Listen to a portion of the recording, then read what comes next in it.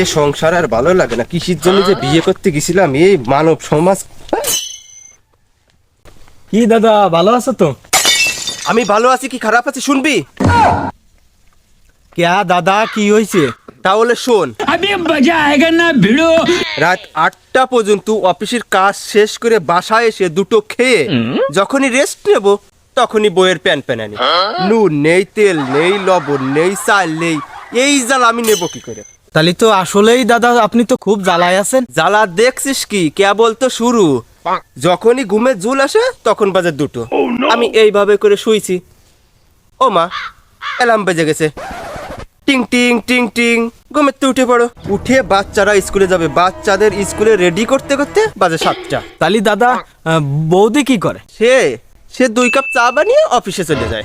সে তো গেল, বাচ্চা রেডি, তারা স্কুলে নিয়ে যাচ্ছি।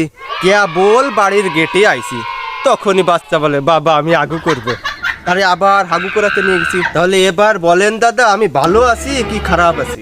ও দাদা বুঝতে পারছি আপনি ভালো আছেন না খারাপ আছেন। আচ্ছা ফাইন আমি গেলাম। কে এ আরো আছে, শুনে যাবি নে, শুনে যা। থাকবে।